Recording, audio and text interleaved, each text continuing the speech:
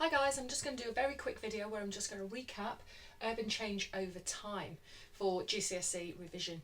And this is maybe in the book, in the GCSE B Ed Excel textbook. It looks at New York and it looks at how New York has changed over time. We could use London, but this is in the world geography session, so we might be better not using London. But if you think in your head London, because you probably know it, or another big city in the UK, then the processes are quite similar. But the one that we're going to use is New York. So we're going to look at 4 definitions, and I'm just going to run through them very quickly with you and explain them to you. This picture is on Instagram, so if you want to go and have a look at that, or any of the other boards, they're all on Instagram for you to maybe copy, take a picture of, etc., and use for your revision. So we're going to start with urbanisation. Urbanisation means when people move to cities. Now, urbanisation happens all over the world. For the first time in history, we've got more than 50% of the world's population living in cities, and there's obvious reasons for that. People want to move for a better quality of life, or what they perceive as a better quality of life. They want to move for better education, better services, better transport, better job opportunities, etc., etc. So this is what we call urbanisation. People move from either other urban areas, smaller urban areas, or rural areas, and they move to the cities. And the city starts to grow, and that process is called urbanisation.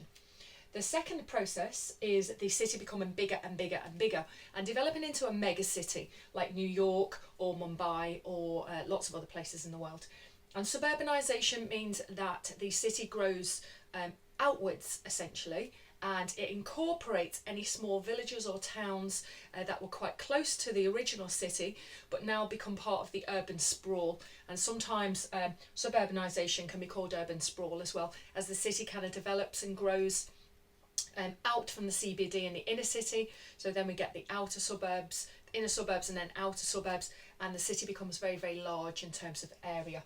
So the city continues to grow as people move there, and they either those towns and villages are incorporated, or we get new developments around the edges of the city, and the city just gets bigger and bigger and bigger as more and more people move there for what they perceive as being better quality of life, etc., as we talked about here. However, over time, those positives in the city can turn into negatives quite quickly. And we get things like, obviously we get high levels of pollution in the city. We've got a lot of air pollution because there's lots of traffic. There's probably quite a lot of land pollution. And there's a lot of maybe water pollution in some of the bigger, poorer cities in the world. Quality of life starts to decline. Maybe crime increases. Perhaps that schools aren't as good as they once were, etc. Maybe it's difficult to find a job, etc. So people start to move out of the city, and this is what we call counter-urbanisation. Counter meaning opposite. So counter-urbanisation, people decide for their quality of life that they're going to move out.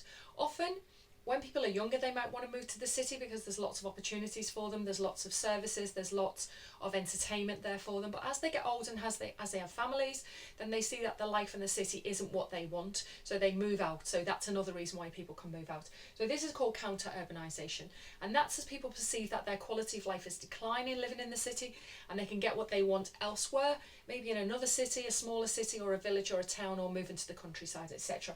So this is when the city goes into decline.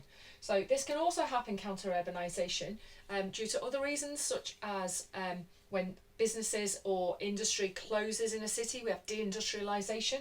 So that's often a reason for counter-urbanisation, that people have no longer got those jobs available for them, so they move out and they move to other places, and they counter-urbanise, that urbanisation happens elsewhere. However, again, over time, because cities are living and breathing things and they're full of people, and people decide from time to time to move out or move in, then the city can go through a growth period again, and it can do what we call re-urbanise or re-urbanisation. And that's where over time people then move back into the city. Now the city might be redeveloped, as is what happens in many, many cities, especially in the UK and other parts of the world.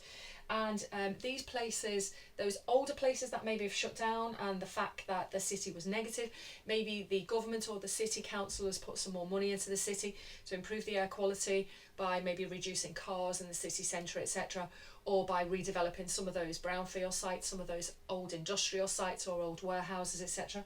And people start to move back into the city as they see that now actually there are opportunities for them.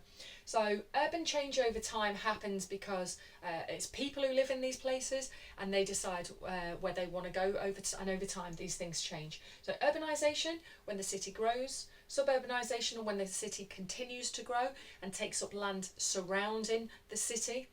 Counter-urbanisation, when the city goes into decline and people move out. And then re-urbanisation is when people decide to move back into the city. And that is how urban places change over time.